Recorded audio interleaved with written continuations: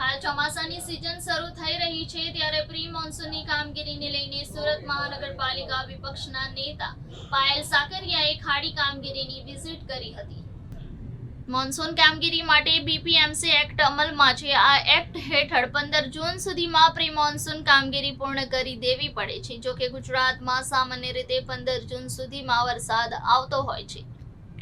આદર્શ રીતે પાલિકાઓએ 1 જૂન સુધીમાં પ્રી મોન્સૂન કામગીરી પૂરી કરી દેવી પડે છે। ગુજરાતના અનેક શહેરોમાં ચોમાસા દરમિયાન સામાન્ય વરસાદથી પણ કપરી સ્થિતિ સર્જાતી હોય છે, જેને લીધે ઠેર ઠેર પાણી ભરાઈ જવાની સમસ્યાઓનો શહેરીજનો સામનો કરતા હોય છે, જેને પગલે મહાનગરપાલિકા દ્વારા આગોતરા આયોજનો કરવામાં આવતા હોય છે। ચોમાસા પહેલા પ્રી મોન્સૂન કામગીરીના ભાગરૂપે સુરત મહાનગરપાલિકા દ્વારા પણ કામગીરી પૂર્ણ કરી દેવામાં આવી છે। ચોમાસાના 15 દિવસ પહેલા પ્રી મોન્સૂન એક્ટિવિટી શરૂ થતી હોય છે, ત્યારે આજે સુરત મહાનગરપાલિકા વિપક્ષના નેતા પાયલ સાકરિયાએ ખાડી કામગીરીની વિઝિટ કરી હતી।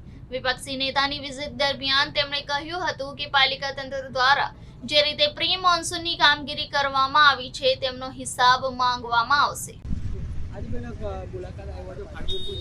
જી આજે સુરતની અંદર જે પ્રી મોન્સૂન કામગીરી થઈ છે, જે કમિશનર શ્રી વાહવાહી લૂંટે છે, સુરત મહાનગરપાલિકાના મેયર જેમણે વિઝિટ અગાઉ કરી એવું અમને સાંભળવા મળ્યું હતું। તો આજે અમે આમ આદમી પાર્ટીના તમામ નગરસેવકો સાથે અને અલગ અલગ વિસ્તારના તમામ સંગઠન સાથે સુરતની અંદર જ્યાં જ્યાં પાણી ભરાવાના પ્રશ્નો થાય છે, રોડ રસ્તા અને ખાડીની મુલાકાત કરીએ છીએ। અને ખાડીની મુલાકાત દરમિયાન જેટલી અચોક્કસતા અને જે પ્રમાણેની વાત કરી છે કે અમે ખાડીની સફાઈ માટે એટલા કરોડો રૂપિયા વાપર્યા છે, પ્રી મોન્સૂન પાછળ કરોડો રૂપિયાનો ખર્ચો થાય છે, તો આવતીકાલે આનો હિસાબ બધા અધિકારીઓ પાસેથી માગીશું। આમ આદમી પાર્ટી દ્વારા બી ઘણી વખતે વિરોધ કરવામાં આવ્યો, આજ સુધી સત્તા પક્ષ દ્વારા કંઈ કરવામાં નહીં આવ્યું। જી 100% વિરોધ સામાન્ય જનતા કરે છે। સામાન્ય જનતાના ઘણા બધા લોકોના ખાડીપુરમાં જીવ પણ ગયા છે, આવા દાખલાઓ સામે આવ્યા છે। વિરોધ પક્ષ તરીકેની અમે અમારી ભૂમિકા ભજવીએ છીએ અને વિપક્ષ તરીકે અમે અવાજ ઉઠાવતા હોઈએ છીએ, પરંતુ આજે પ્રી મોન્સૂન કામગીરી કેટલી થઈ અમે સ્થળ પર જોઈએ છીએ। સ્થળ પર જોઈને આવતીકાલે તમામ અધિકારીઓ પાસેથી જવાબ માંગીશું। આવતીકાલે જો યોગ્ય જવાબ નહીં આપે તો મેયરશ્રી સામે અને કમિશનર સામે અમે વિરોધ પણ કરીશું, વિરોધ નોંધાવીશું।